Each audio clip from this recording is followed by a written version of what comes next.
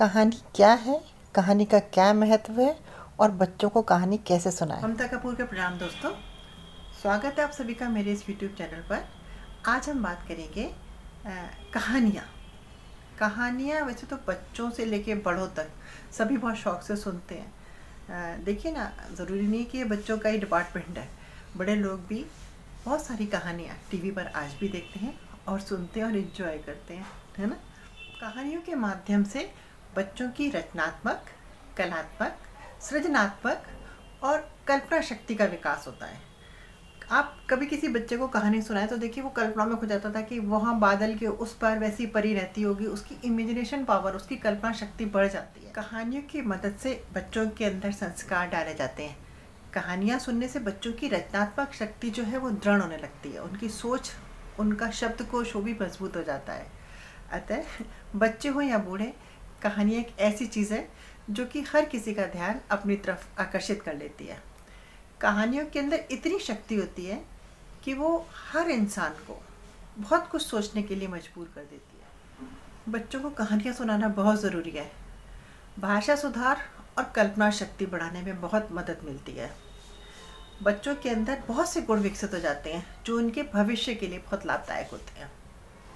यदि आप बच्चे को कुछ सिखाना चाहते हैं और डांट कर सिखाना चाहते हैं तो बच्चा नहीं समझता, नहीं सुनता। कई बार ऐसा होता है। लेकिन बच्चों को कहानियाँ सुना के उनको कोई भी चीज़ के बारे में समझाया जाता है। कहानी के माध्यम से बच्चों को हम बहुत सी नैतिक शिक्षा, उनके मॉरल्स, उनकी लाइफ स्टाइल, किसी के भी बारे में अच्छे से गाइड कर सकते हैं। उनको बता सकते हैं, सही गलत की पहचान करवा सकते हैं।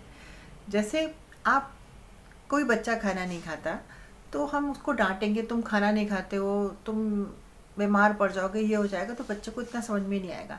लेकिन अगर हम ऐसे सिखाते हैं कि देखो एक रैबिट था, वो खाना नहीं खाता था, उसकी मम्मा बहुत परेशान हो जाती थी, वो खाना ही नहीं खाता था, धीरे धीरे बीमार होने लगा, तो बच्चा कोरिलेट कर पाएगा कि खाने का बीमारी से संबंध है। अगर हम खाना नहीं खाएंगे तो हम बीमार हो जाएंगे। ऐसे बहुत सी छोटी छोटी घटनाएं हैं जो कि हम बच्चों को कहानी के माध्यम से बता सकते हैं। हिंदी कहानी गद्य का रूप है। इसे उपन्यास का सूक्ष्म रूप भी हम कह सकते हैं, जिसमें पात्र है, संवाद है, लेकिन उपन्यास की तरह पल पल का विस्तार नहीं है।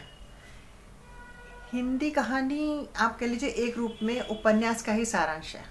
कहानियों के बहुत रूप हैं: प्रेम, नफरत, देशभक्ति, शौर्य, भूत पिशाच, जासूसी, कई सारे भाव, इन भावों पे आधारित प्रेरणादायक कहानियाँ होती हैं जो कि हम लोगों को बहुत लुभाती हैं, जो कि छोटे बच्चों को सही और गलत की पहचान कराती हैं।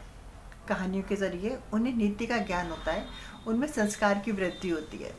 कहानियाँ इतनी प्रभावशाली होती है क्योंकि उसमें पात्र और संवाद होते हैं जो बच्चों के दिल और दिमाग में जगह बना लेते हैं और आसानी से स्वीकार कर लेते हैं, याद कर लेते हैं। यही कारण है कि कहानियों को आज के समय में सर्वांगीण विकास के लिए सबसे अच्छी विधा समझा जाता है।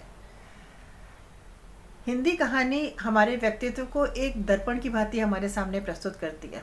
इससे हमें अपने कर्मों का भी बोध होता है। माना कहानियाँ काल्पनिक होती हैं, पर कल्पनाओं के आधारित ही परिस्थिति निर्मित होती है। पाठकों को लुभाने एवं बांधे रखने के लिए कई बार भावों की अतिशयोक्ति की जाती है। अतः सदैव व्यवहारिक ही होता है। कहानियों से बच्चों की रचनात्मक और काल्पनिक दोनों ही शक्तियों का विकास होता है। कहानी सुनाना भी एक कला है। जब हम बच्चों को कहानी सुनाते हैं तो हम बच्चों को किस रूप से सुनाते हैं उसका भी बहुत फ़र्क पड़ जाता है।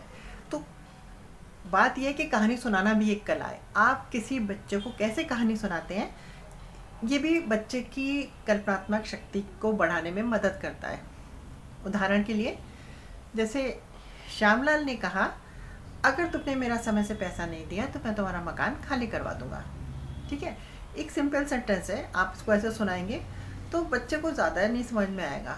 लेकिन अगर हम ऐसे सुनाएंगे, श्यामलाल ने कहा, अगर तुमने मेरा पैसा समय से नहीं दिया तो मैं तुम्हारा मकान खाली करवा दूंगा, तो आपके शब्दों में कितना प्रेशर है, कितने भाव से आप बच्चे को कहानी समझा रहे हैं, तो बच्चा उसको ग्रहण करेगा, बच्चा उसको देखेगा।